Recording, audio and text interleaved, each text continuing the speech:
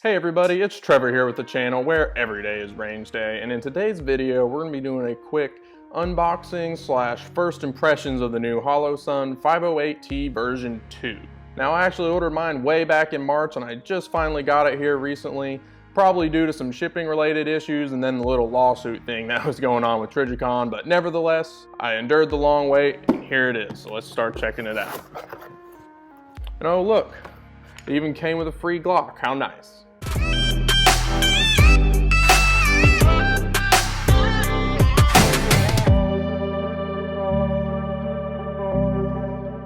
Now all jokes aside, this isn't really a true unboxing video. I've had this for a couple weeks now and I've taken it to the range twice and got about 200 rounds through it, so it's not technically brand new out the box. But I did want to make a short video going over the optic, my first impressions of it, and just some of the main features and why I like it so much. And of course, we're clear. Let's take a closer look. Alright guys, so before we actually take a look at the actual contents of the box, I figured we should just get a closer look at the optic itself. So here we have it, and as you can see, it is an open emitter reflex style red dot, so the emitter is exposed. You can see it's right in down there, so water and stuff could get in there. But a feature I did notice right away is these little holes that they have on each side right here are actually drain holes, so water doesn't puddle up in there. But as you can see, we got a battery compartment here on the side, our windage and elevation knobs there on the back, 2 screw holes to go into your slide, and of course Holosun's signature solar panel that can be used to power the optics sitting there on the top. On the other side we have some nice big brightness adjustment buttons, and on the front you can see it has a reflective coating similar to that of like an RMR. And you'll notice that different from some of the other Holosuns like the 507, that it's all black on the logo on the front there and on this side where the other ones have some white. I'm a big fan of the all black, and it is one of the reasons that kind of sold me on this optic, but just a couple notes there to keep in mind in the general appearance of it. Looking down the sight, you can see that the optic is on. See the circle dot reticle kind of coming in there. That's where I have it on, and it does have the same dot circle dot options that Holosun's other options have in mind. So that's good close up at the physical optic itself. So now let's take a look at what you get in the box. Here you can see we have the 508T-RD or the Holosun 508T-V2 packaging we have here. It's pretty nice packaging and it matches the rest of their optics, and you can see here are the specs for the reticles. See, we got the 2 MOA dot and then the 2 MOA dot and the 32 MOA circle, or their circle dot. You can switch between the dot, the circle and the dot, or just the circle. So there's the details on that. Now I should note that this optic is also available in a green reticle if that's more of which color you prefer, but I like the red, so that's what I got. Going around to the other sides, we do have a bit of a spec sheet that I can hold it on here for just a minute, going over a couple of them. As I mentioned previously, we do have the 2 MOA dot, the 32 MOA circle options, and the multiple options that you can cycle between. The solar panel, of course, and it does run on a single CR1632 battery with a side mount battery tray. This is one of the upgrades from their Gen 1 line of optics where the battery is underneath of it, so you don't have to take it off to change your battery every now and again. Pretty nice. Up there we got their battery life. Now that's 50,000 hours of battery life set at setting 6 on their brightness. They have 10 brightness settings and 2 night vision ones. So the 10 daylight settings, number 6 would be where that 50K is rated for, and that should be noted, is just for the dot. As you can see here, I have just the circle dot going, so that 50,000 hours will not hold for the circle dot. That is only for just the dot itself. The circle dot, I think, brings it down to 10,000 hours on that intermediate battery level. And I believe that that time rating is also spec'd out for having it on the shake awake mode, which helps increase the battery life passively. Going on down the line, you can see that there's a handful of other features, including the motion sensor, the shake awake functionality, which I'm a huge fan of. The entire body is made out of titanium. This is one of the design choices that sets it apart from the 507 line, where it's mostly aluminum in that body. This entire body here, this housing, is all titanium, so it's super solid. You'll notice that the shape is also shored up a little bit more on the corners. This is to help with some drop safety and durability. Plus the titanium makes this thing super rugged and super strong. I haven't drop tested it, and I'm probably not going to purposely yeet it at a boulder just because I can't afford to be throwing my optics around, but I'll probably take their word for it that titanium is a pretty stout housing for this particular optic. And moving back down on the settings there. Again, the drop protection. It does come with a Picatinny mount. It is waterproof and of course parallax free, as is pretty common with these open reflex style type optics. Now, taking a look in the actual box, this is a pretty typical Holosun packaging.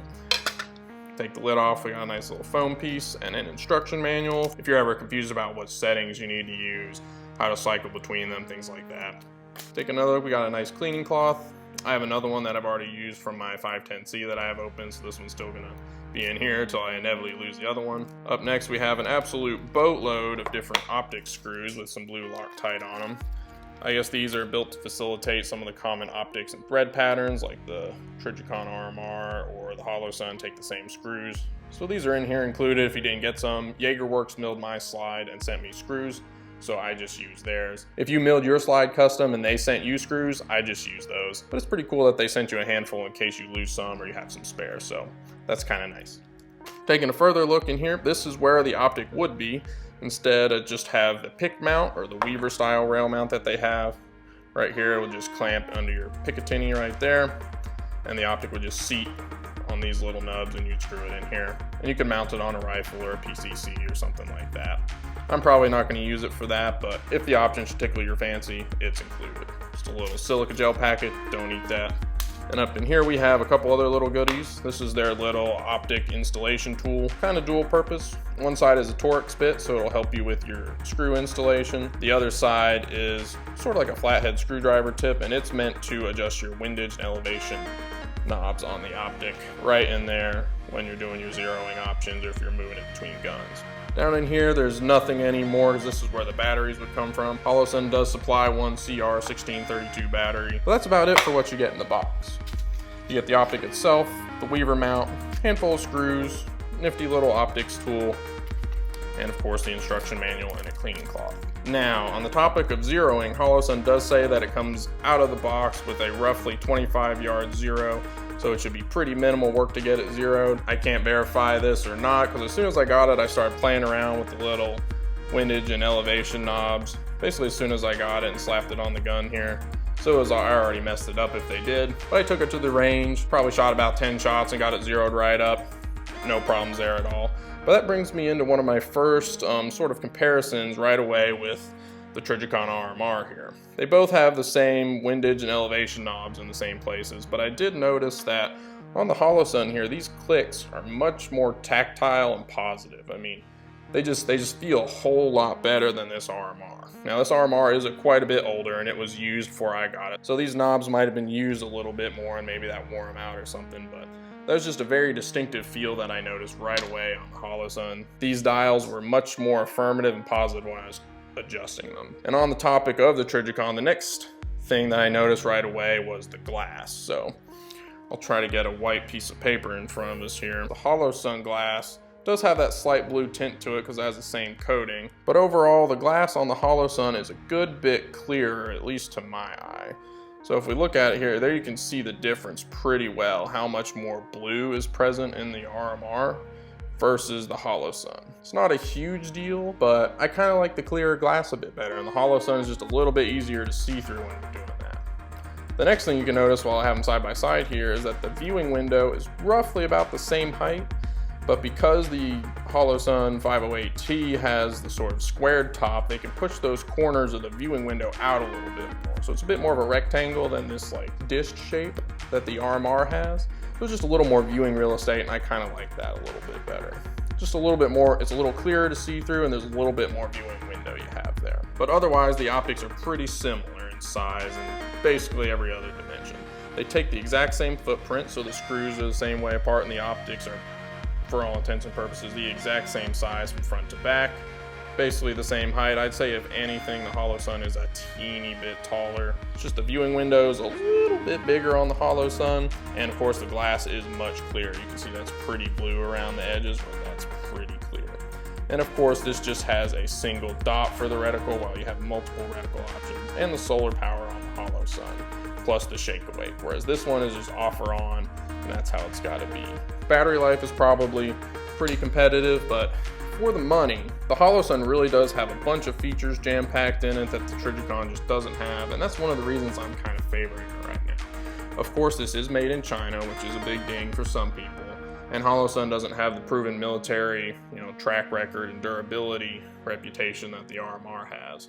Of course, for $200 more, that's sort of what you're paying for. But enough with the comparisons. Back to the Holosun itself. The upgrades from their Gen 1 optics, of course, are much larger buttons on the sides that you can see here, as opposed to the Gen 1 optics where the buttons were side by side and much smaller. These work pretty well, good positive clicks, up, down, to go between your brightness settings. I quite like the change, and they work a whole lot better, I think, than the two littler ones. Just a bit more convenient. Moving to the other side, we got the side-mounted battery tray. This is a pretty big deal in some people's books. For me, with the high battery life that these type optics have anyways, it's not a huge deal. Are you like, what, you change these batteries once every 1 or 2 years? That's not a huge deal to have to take it off and re-zero it. But if you want to change your batteries more often than that, just to be safe, this is a pretty nice feature to have. Whereas the RMR here took the battery out, just has the battery here on the bottom. Got to take it off to change the battery. That's just a part of the design. And that basically covers the main differences between the Gen 1 line of optics and the version 2s that you can see here. Side mounted battery tray and the bigger buttons. But on the 508s especially, you can see that they have the flattened, more square shape to them, whereas the Gen 1 508s have the rounded shape that you can see on the 507C version 2s. And back to some of the other features and functionalities of the actual optic. It does of course have the shake awake mode, where if I let this sit here for 10 minutes and don't touch it, the optic will automatically turn itself off. And then you just give it the slightest nudge and it'll come back awake to the previous settings that it was left at. This is a pretty big win in my book. I'm a super big fan of the feature, but you see this system in the Holosuns, and then even some of the SIG Romeo auctions have that mode tag system. It's just a super easy way to improve battery life, and I honestly don't understand why some of the other groups don't have it already. Super big fan, definitely sells me on these optics. I love it. Moving on from there, of course, is the solar panel. This optic will run on the solar panel alone if the power provided by the panel is enough to power your optic at the given settings. Otherwise, the battery will come in to supplement it, and eventually if it gets too low light, it'll switch to just battery power. And this optic can technically run without a battery in it if you have adequate lighting. This solar panel is also responsible for their sort of auto-adjustable brightnesses. So if I hold the plus button here for a couple seconds, we'll see the reticle flash. Now it's on the auto brightness setting. So I've had cover it with my hands, you can't even see it because it thinks it's dark and it really dims the optic down. But I take my hand off, the optic turns back up the brightness to compensate for the ambient lighting. So if I cover my hand over just a little bit, you can see it goes down and all the way, it disappears. Pretty good functionality. And I'd say for general EDC type use, it's pretty safe to leave it on this function. But the one consideration you should have is if you have a weapon light. If you were to be using this in a dark environment with the auto adjust setting, you have a weapon light and you illuminate a potential target with that light, the bright light is going to wash out this reticle because it's going to be so dim, about like that, due to the dark environment you're in that necessitates the use of the light. So that's something to keep in mind, and a lot of reasons why some people just like to hold this button again, turn it back to manual, and manually adjust the brightness all the way up to like supernova sun bright, back down to more reasonable levels, about here or so, and just manually control the brightness of the reticle for the sake of being able to see it should you happen to use the weapon light. Otherwise, the minus button is your main reticle control. So you can see here it's on the circle dot option. If you hold the minus button down for a couple seconds, this changes just to the 2 MOA dot, which is nice and crisp and pretty good if you don't like the big ring, or if you want to do something a bit more precise. Hold it again for 3 seconds, then you get just the ring, which is pretty good for some close quarter stuff, 32 MOA ring.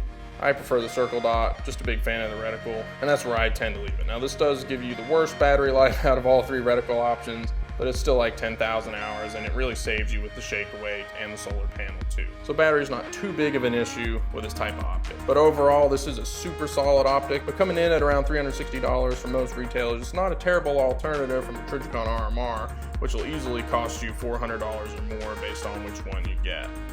I know some people like the Made in America and the proven track record durability of the Trijicon RMR, but for the money and for the features, you really can't beat Holosun's offerings right now, at least in my opinion. The sister optic to the 508T is the 507C that you can see here on Chandler's VP9. The new 507C V2s run in at around $300, so for the extra $70 to step up to the 508, you get the titanium and the slightly more durable shape, plus that sweet all black around the exterior. Is that $70 worth it to you? It depends. If you're just in it for the looks and you got an extra 70 bucks, I'd say go for it. Otherwise, the 507 V2 will probably work for you just fine. As far as my shooting experiences with it so far, again, I've only had this a couple weeks, but I've managed to make it out to the range twice right now, and I've shot about 200 rounds through it. This is a little less than I normally would have, but ammo's not cheap right now, so that's what I've been able to do. Now, within that 200 rounds, it's maintained at 0 so far. Through all of the shooting, I usually rack the slide with the optic. Never had a problem with it at all. No flickers or anything with the LED. All the settings still work. Shake awake works. It all works as it's supposed to.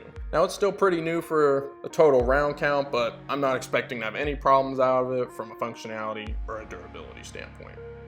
Overall, it's been a great optic to have for the first little bit. I absolutely love it and would definitely recommend you check out Holosun's products if you're interested in this type of reticle and aren't quite wanting to shell out as much money for something like the Trijicon.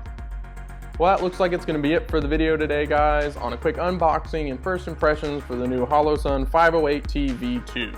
This is one of the more premium pistol optics that Holosun's offered, and I waited quite a while to get mine, but I gotta say it was worth the wait. I'm pretty happy with it so far. If you like the video, feel free to leave a like down below, and if you have any questions about the 508T-V2 or any other slight comparisons I might be able to make with the RMR, feel free to leave them down below in the comments and we will get back to you.